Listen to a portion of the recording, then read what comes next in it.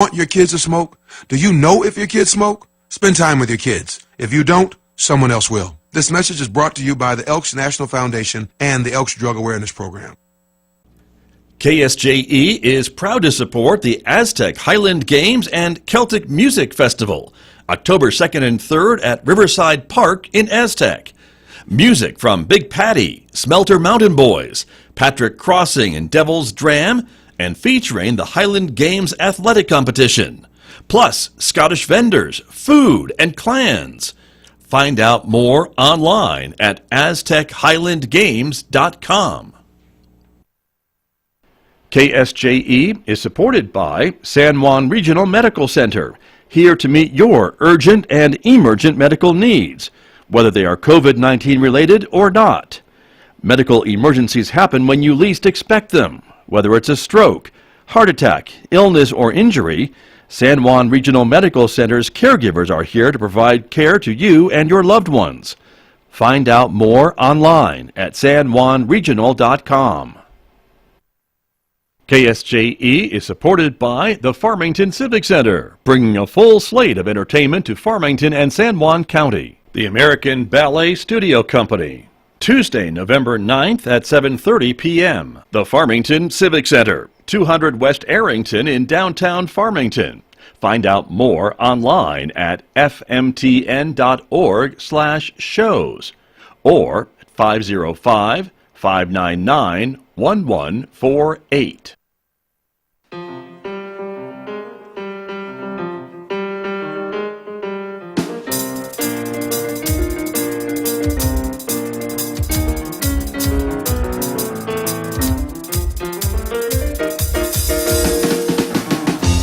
11 minutes past 8 o'clock on this Monday morning, the 20th day of September, 2021. Good morning, everyone. I'm Scott Michlin. Thanks for joining me this morning on KSJE 90.9 FM in San Juan County, New Mexico, broadcasting at 103.3 FM to the town of Durango, Colorado, and everywhere else on the planet. You can listen via our website and our stream at ksje.com. Welcome also to our viewers. This is a visual radio program. We are streaming it live to the KSJE Facebook page, our YouTube channel, and our Twitter account. We're glad that you are with us this morning, everybody, because coming up in the next few moments, our focus today is on the C.A.S.A program. It's a program of Childhaven here in Farmington. C.A.S.A, of course, which stands for Court Appointed Special Advocates. They're having another training coming up next month, so now is the time to start thinking about being a C.A.S.A volunteer. We'll give you all the details coming up in the next few moments with my guests on KSJE this morning. Then later on this hour, we'll check in with Lewis Campbell from Synergy Computer Systems. He'll be here at 8:50 a.m. to talk technology with me. That is coming up later on.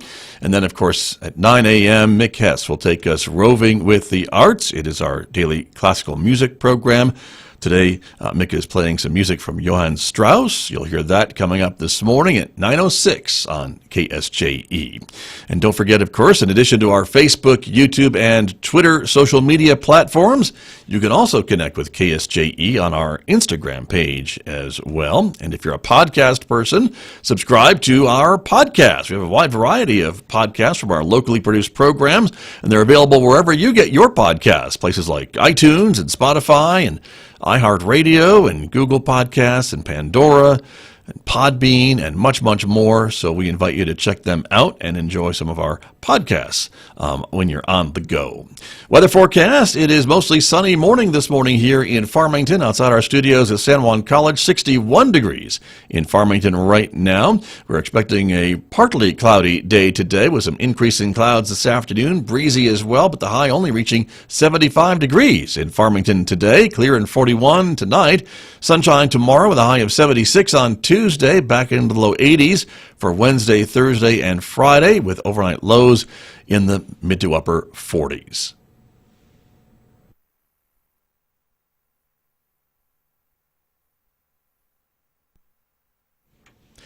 Joining me this morning to talk about the C.A.S.A program, Court-Appointed Special Advocate, the director of the C.A.S.A program, which of course is part of the umbrella of Childhaven programs here in Farmington. Amy O'Neill is back in the studio. Amy, good morning. Good to see you. Good morning, Scott. Thank you for having us. Good to have you back, face-to-face. Yes. It's a treat. Yes, it's been a year and a half, I think. So. I think that's true, but welcome back. And you brought with you one of your C.A.S.A volunteers who we want to introduce. Janet Hebe is here as well as a C.A.S.A volunteer. Good morning to you and welcome to KSJE.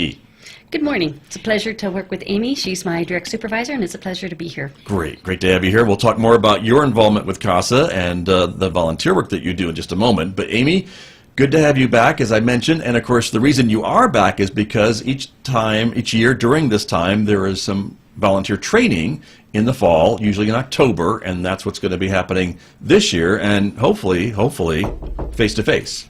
Yes, so we are looking forward to starting our next training for pre-service training on October 12th at Riverstone Church. So we're very happy that they give us a very large area to utilize. So we are planning it in person with all of our presenters, the experts in child welfare in San Juan County. So we're really looking forward to it. Very good. And we'll talk more a little bit about that training and what it all means in just a moment. But, of course, the C.A.S.A program, which I mentioned, stands for Court-Appointed Special Advocates. And you and I have been talking about this for a number of years. And I know there are some years when you have no waiting list and other years when you do have a waiting list because you need more volunteers. And so how are things looking this year? What can you tell us? Yes. So presently we have 12 children in foster care in San Juan County that do not have a C.A.S.A volunteer advocate. And of course, our goal is always to have 100% of the children with a C.A.S.A advocate.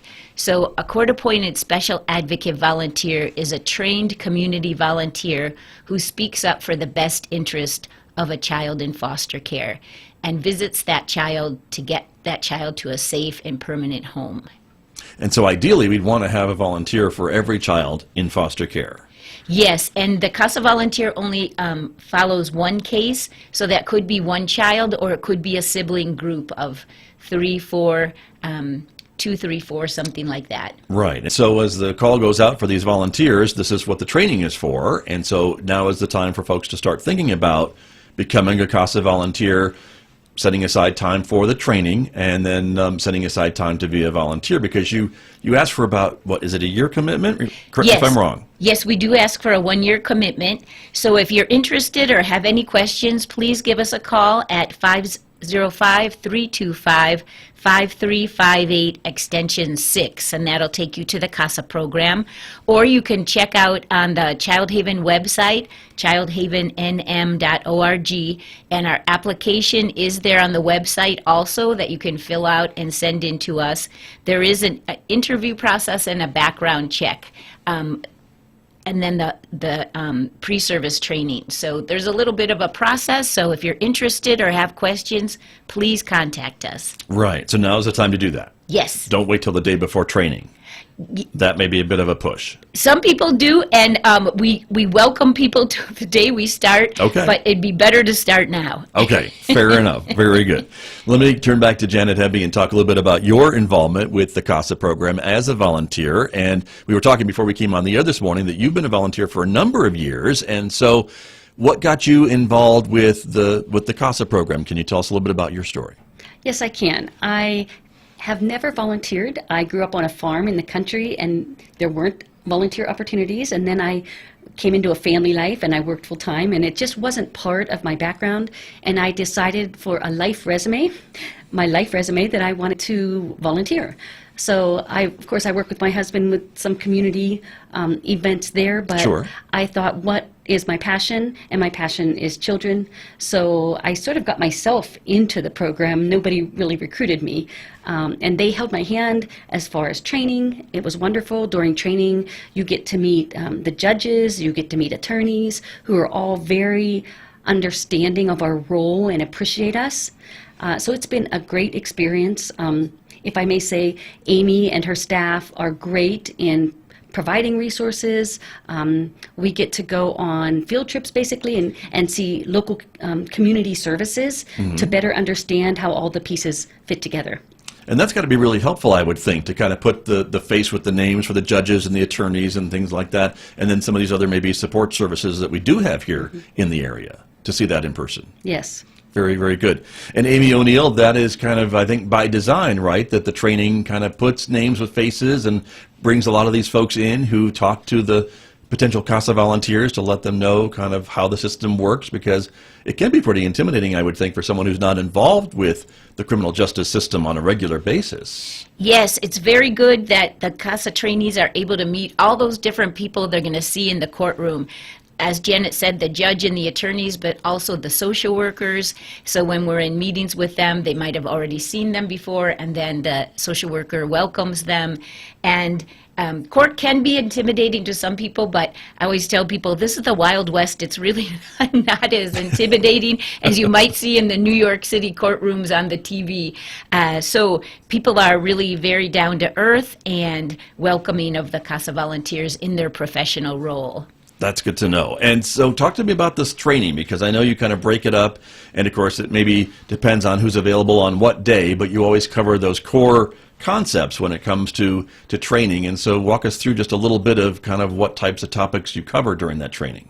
Alrighty, so the training will be 5 nights from 5 to 9:30, and then one all-day Saturday, and that will be October 16th.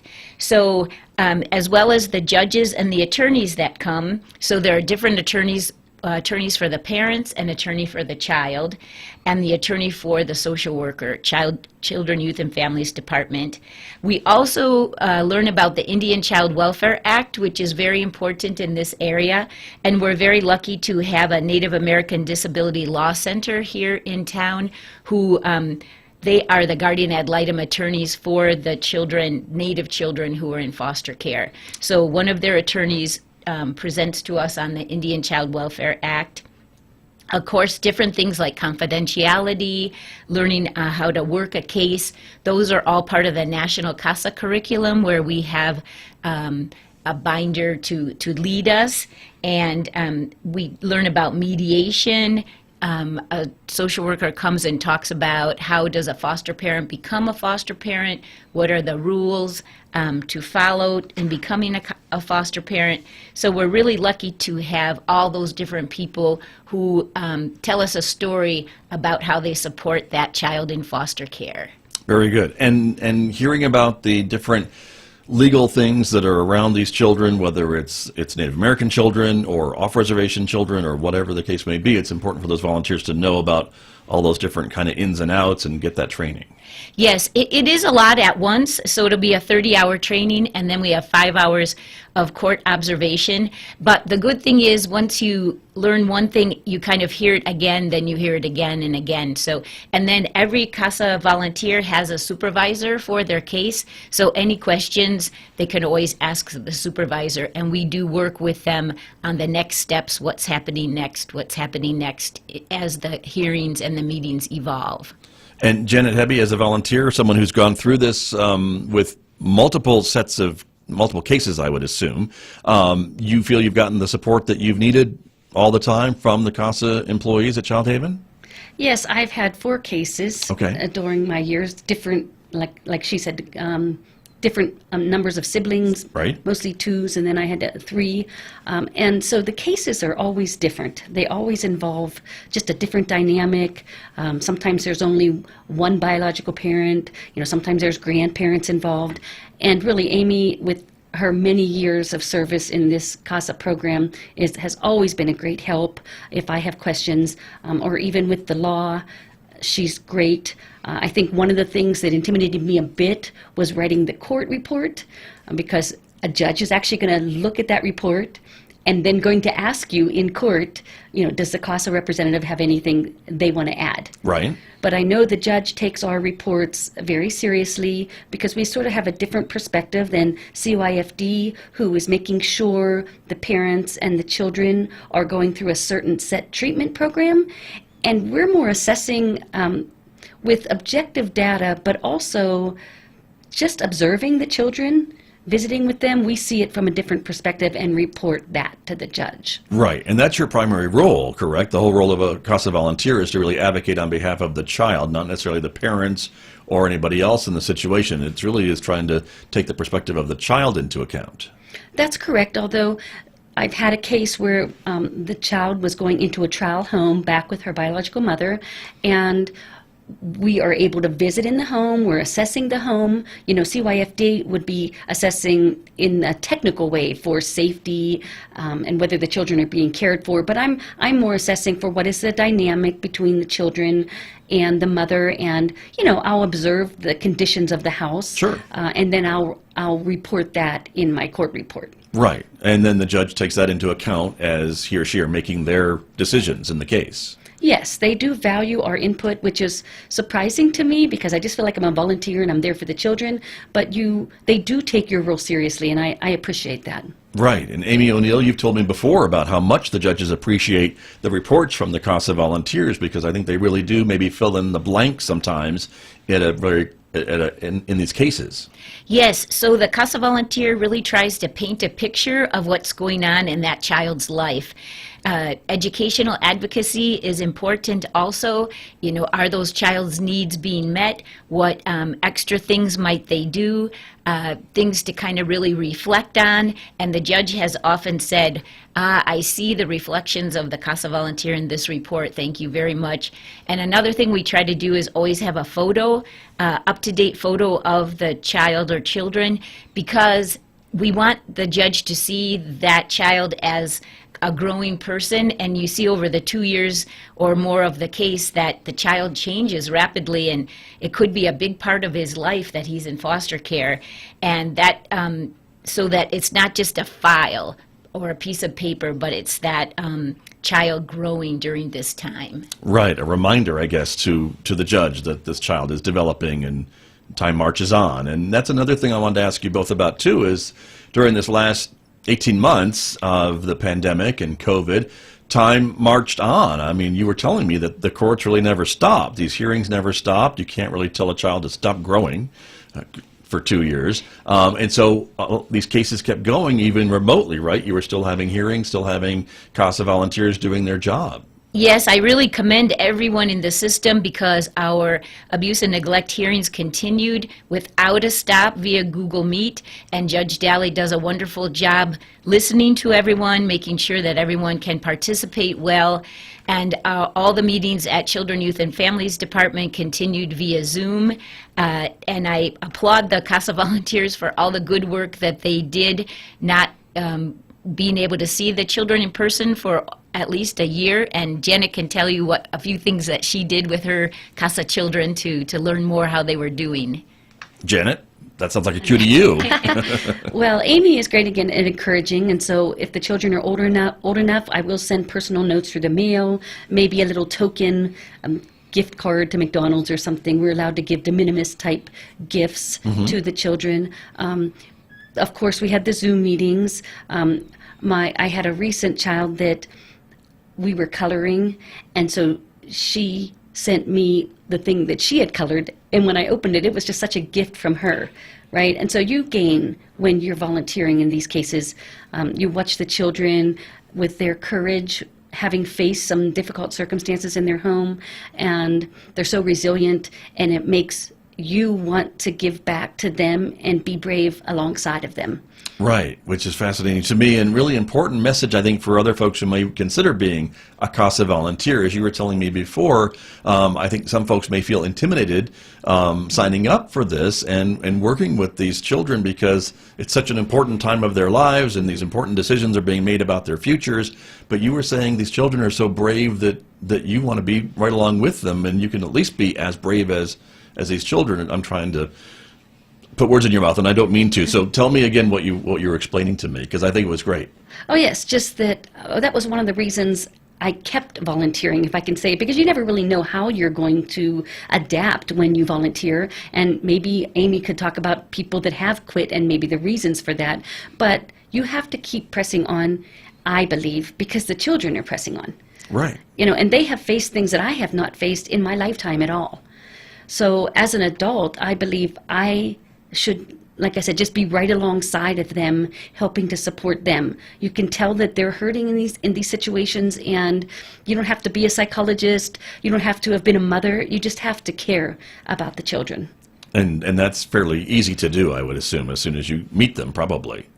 Oh, they are some of the sweetest kids I've ever met, and I think just going through trials like that creates that in them. And they're a little bit nervous at first because they're facing a lot of different people in their life. You know, a rep from a CYFD, an attorney. Then now they have maybe a therapist, and now a C.A.S.A volunteer. So I always am sensitive to them maybe being overwhelmed with all these new people in their life. But we all play an important role, and they learn to, I guess I can say, they love easily. Mm-hmm. They learn to love. Sure. And it's a great situation to be in to help them through. Right. Well, and Amy, go ahead. You wanted to add something. During the last year, so there were some things we were able to do, Right. even though we were dropping off things. So one thing that turned out to be a huge success is from the pumpkin patch out near Nappy, we were able to get a huge donation, and so the C.A.S.A volunteers delivered pumpkins to all the foster children in San Juan County, and it was amazing how many had never carved a pumpkin or watched someone carve a pumpkin. And so we got lots of neat pictures that the foster parents took and sent back to us of the child with their pumpkin, and just different things like that. We wanted to make sure that they were having experiences. A big thank you to all the Dollar Tree stores in San Juan County who have their clients donate school supplies and Christmas gifts at Christmas time. So the volunteers also delivered those when they could not visit in person. But then when it was time to visit in person, they're visiting outside. I know Janet was so good at riding bikes with them and doing little things like that, because right now it's better not to go into the houses, but to be outside, and since we have good weather. So just trying to do those fun things so that the child's having a fun one-on-one contact, and then you're observing them and seeing, okay, their gross motor skills, their fine motor skills, you know, their speech, and you gain a lot just playing with them in that fun way. Right. And Janet, I guess that tells you a lot then for your reports, too. You can use some of those experiences, can't you? Yes. And you can see, like, I had a couple of siblings, and I could watch their interaction, you know, Right. and they're mostly I've observed, they're very supportive of each other. Sure. So I had a couple of kids that I taught how to throw underhand and overhand. We were tossing a football, and we had a lot of fun doing that. It's really just simple things that they enjoy. They just don't need the heaviness that they've faced in their past. So you sort of just brighten their day whenever you can. Right. And the time commitment then for a C.A.S.A volunteer, Amy, what do you usually tell potential volunteers to plan for? So we do tell potential volunteers 8 to 10 hours a month. Sometimes it's much less than that, especially if a lot is being done via Zoom or email and telephone calls. The first month you would maybe spend at least that much meeting all the people and the case. And sometimes you might spend a little more, but we like to say if you have 8 to 10 hours that you could give, and it's at your own time. There are hearings and meetings, but we always let you know about those as soon as we know about them, and they are not every week or every month. So the commitment of the volunteer is to have that once a month face-to-face with the child, whether it's via FaceTime, Zoom, or outside, and then also maybe following up with a phone call, a card, things like that. So our children were learning a lot about snail mail also, and that they Right. really enjoyed that because Right. it's not something that is utilized as much anymore, but it really brightened their day also. True. And face-to-face, I suppose, could be a bike ride, too, is from what we're hearing. Right? Yes, yes. That could work as well. And Janet, have you been then doing this for a number of years? And so I would assume some of these cases went on for longer than the 12-month commitment that is originally asked for by a C.A.S.A volunteer, but you felt, it seems to me, that you wanted to see this case through to its end, or these cases, plural. Yes, again, these children are facing a lot of change in their life, and so it's better if they know one C.A.S.A. Now, some things happen, and I know I had to take the place of a C.A.S.A that moved out of state. I think that was a little bit of a transition for the kids, but then they did, and we had COVID, so that made it more difficult, but we were able to establish a relationship there. Yeah, and like you said that I said before, dynamics are different with these cases. So sometimes the cases go on longer because of something that is out of other people's hands, maybe something medical, like Amy had mentioned, COVID. So it's hard to watch the children have to be in, quote, the system longer. But I have observed that everyone is doing their best to make it happen as soon as we possibly can in order to reunite them with their parents or get permanent guardianship.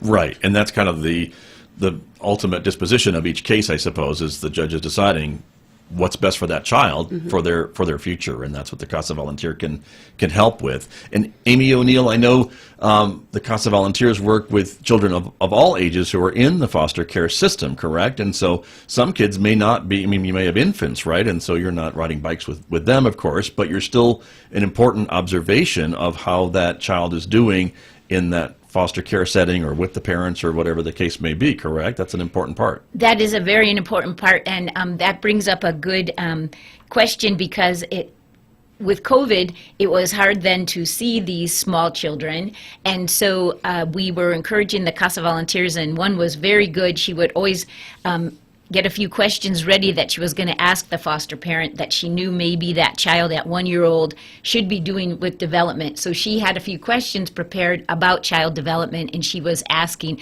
And then it made the foster parent open up more and say, oh, yes, she does this and this and this, rather than just like, yeah, everybody's fine and all's fine. So those questions were really very good, and getting the CA.S.A volunteer to understand more, but also getting the foster parent to open up more.